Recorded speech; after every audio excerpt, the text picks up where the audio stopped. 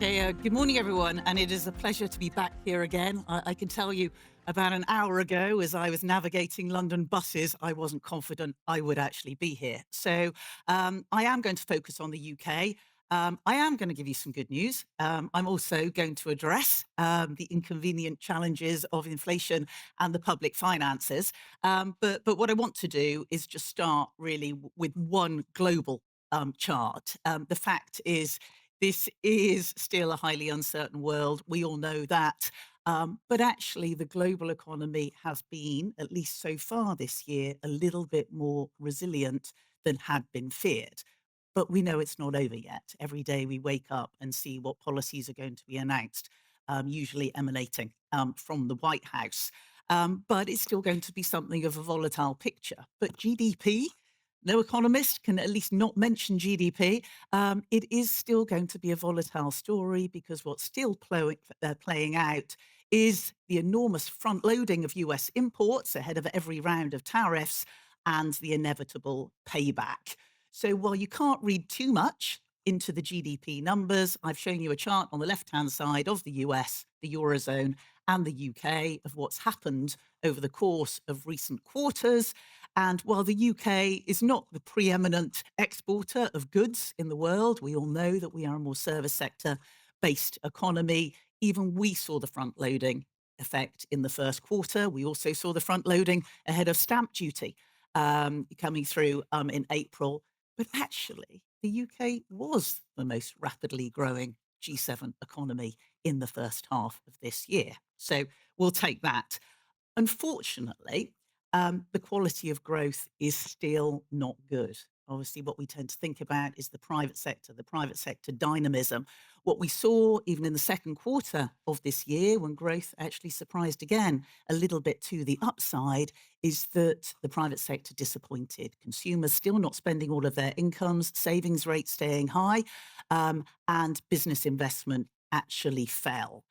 And this isn't just a news story. You can see from that chart, when you just look at the levels of GDP, the headline number is the red line. You saw it coming out of COVID, and then you saw the gap widen again over the latest quarter. If you strip out government investment, government spending, a lot of it healthcare, some of it defense, the underlying private sector, much, much more subdued.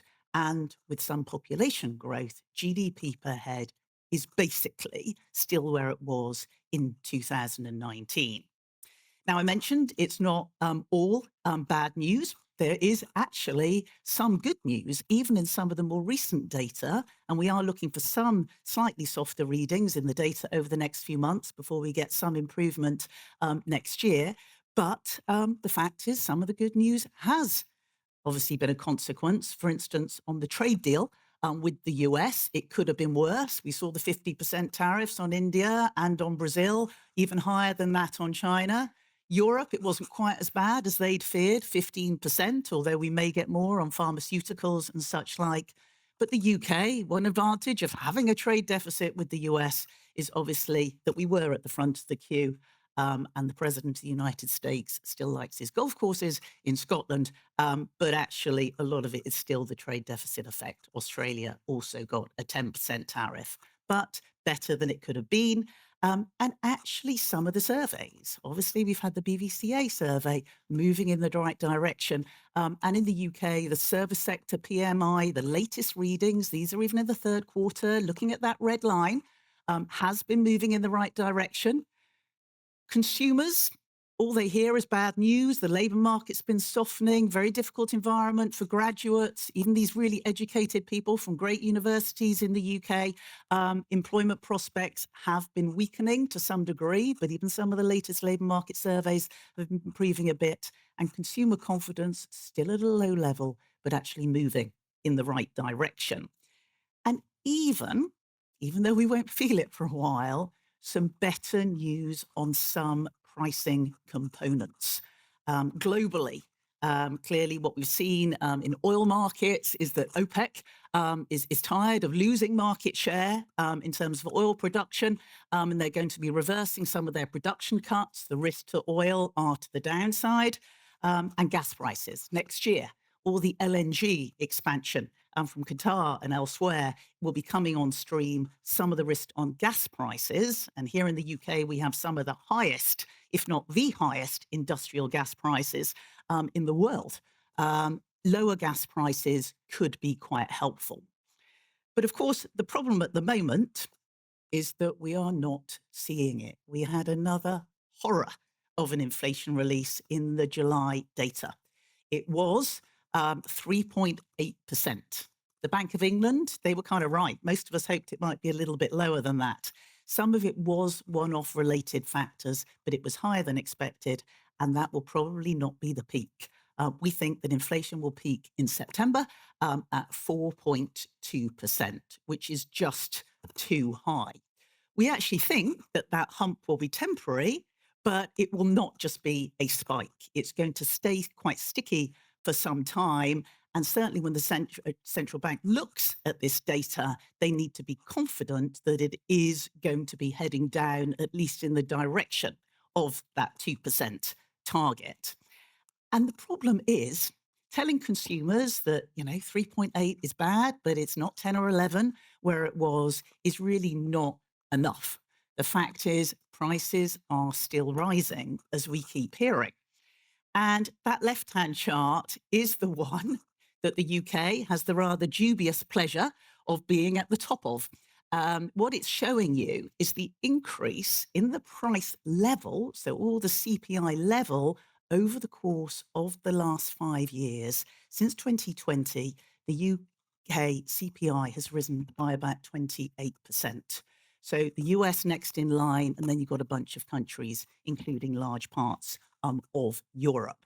So this is creeping through into inflation expectations.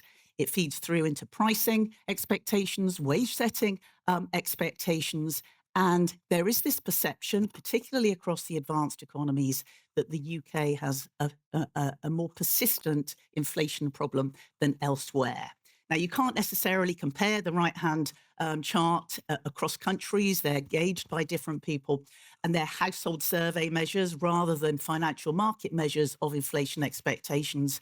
But I think few would argue with the picture that they are painting. In the Eurozone, inflation expectations hovering in that 2 to 2.5% level. In the US, they've been rising a little bit. All of those concerns about Fed independence that are starting to be coming through, and whether they'll cut rates irrespective of what's happening to inflation and how much. But on the UK, just a much, much higher level, even if they are off the peak. And that's the main concern for a central bank. Their main attribute that they have is their credibility regarding their intention and ability to keep inflation lower and price stability that they define at around 2% kind of level. So as far as the Bank of England is concerned, we are looking for a pause from here. It's been a relatively good news story over the course of the last year. It's been steady and gradual, even as inflation's been high. Policy didn't need to be quite as restrictive as it was. It's been a quarter off interest rates. But from here, I think we are going to get something of a pause over the course of the next few months. I showed you that hump in inflation, and until, even though it doesn't rise further, until they see clear signs that it's definitely going to be on the way down, we can't get back to the previous path. The good news is that we still think that rates will fall. You're just going to have to wait a little bit longer for it. It's going to take until 2027 now on our forecast for the Bank of England to get rates down to the 3% level. Which brings me to growth, because obviously when we think about the public finances, lower interest rates could certainly help. But actually, even what you've seen while short-term interest rates come down is obviously that long-term interest rates have actually risen. And we know that there is going to be an event at the end of November, which you'll be talking about later this morning with the Chancellor.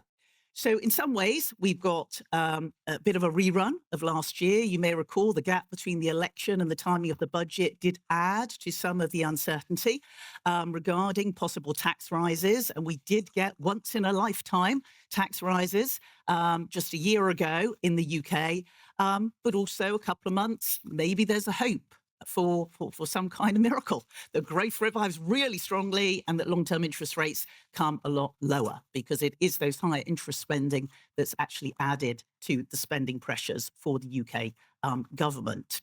So this is quite a challenging figure. You've all read the headlines. You've all seen the big numbers. People have been talking about IMF deals, a 50 billion black hole. At the moment, no one knows for sure what the black hole is in the UK public finances, because a lot depends on how much the Office for Budget Responsibility lowers their growth forecasts. We've actually think that they probably will lower it because they've got quite a generous view regarding productivity. And as long as we do see ongoing innovation and AI development and such like, maybe we can still hope that this comes through in the course of the next 5 years. Certainly the OBR probably is too low for this year. They'll revise it up. But 1.8 growth that they're forecasting for subsequent years is a little bit generous. That will determine the headroom that she needs to re-establish. But we think really the black hole is something between 20 and 40 billion, depending on how much they lower growth. But there'll be a minimum of 20 just because of the reversal on the spending cuts, the higher interest spending, and the fact that the existing headroom has been eliminated. And really the choice is the intention to appease the bond market. Obviously, the bond market wants to see spending cuts and tax rises. And how is it facing against the electorate? Obviously, we don't have to have an election for some time in the UK. Governments would be well advised to take the difficult decisions now, rather than suggesting, like most governments do, that they'll be really good in 4 or 5 years' time in terms of cutting spending. And that is obviously balancing up the two risks of the markets and the market pressure, because what the UK is still, without a doubt, suffering from is an intolerance from markets, still as a legacy of what happened during the Trump administration. So where do we go on taxes and on spending? It could be, given the cabinet reshuffle, that some of those spending cuts come back on the table a little bit, but taxes probably will feel the brunt of the decision-making to fill this black hole that will be announced before too long once the OBR has actually had a look. The fact is, UK taxes, to us, they all feel high. By European standards, they're not that high in terms of corporate taxes, VAT or corporate taxes. But by UK historical standards, they are very, very high. This is even just what happened as a consequence of the budget last year. You'll have seen on the projections that what's set to happen over the course of the next few years is that the tax take in the economy, the tax to GDP ratio, will actually rise above its level that it was coming out of the Second World War in 1948 and 1949. So what could actually happen? Oh, my red slide has turned blue.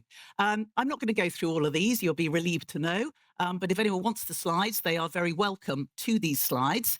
But these are the various options because, of course, there's been this determination. There was last year where the tax rises were announced. Those tax rises last year amounted, to put it into context, to about £41 billion over the next year. So if the black hole is 40 billion, we need the same again.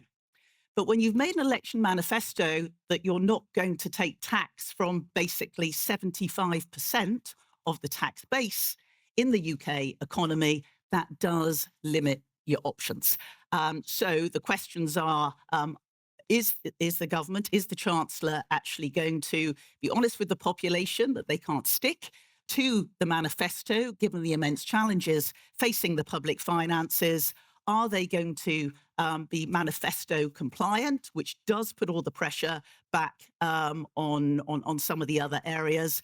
And I can't predict exactly what will happen. But what I do think is that on the right-hand side, it is that area of a continued freeze in tax thresholds, the traditional definition of fiscal drag. You just bring more and more people into higher tax bands or even the basic rate tax band by freezing those tax thresholds, not just for a couple of years, but out to 2029.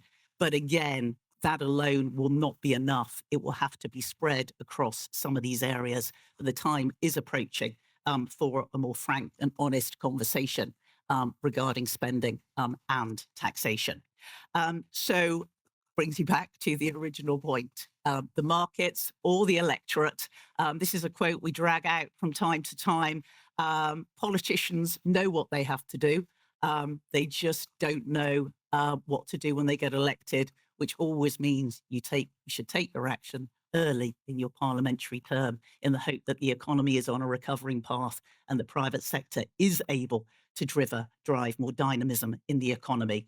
So overall, the UK was the most rapidly growing economy in the first half of this year. It did better than the US. It did better than Japan or the Eurozone and many others. And there are some more positive signs in the survey data, but growth just isn't strong enough. 1% growth or a little bit more is not enough. It needs to be more like that 2% level, even to keep the situation stable and not require more in the way of spending cuts and tax increases. It's going to be a really difficult budget. Probably no one is going to be happy, but tough decisions need to be taken. And the inflation data has been ugly. There is a risk regarding inflation expectations. We still see demands for higher pay as a legacy of this massive increase in inflation over the course of the last 5 years. But on our forecast, the slowdown in wage growth, some of these temporary factors unwinding, and maybe even quite a nice surprise from lower gas prices means that we think that inflation spike will prove temporary. We don't have inflation back at 2% by the end of next year, but we certainly have it increasingly close to it and trending down towards 2% thereafter. So thank you very much for listening, and I'll hand over to the next speaker. Thank you.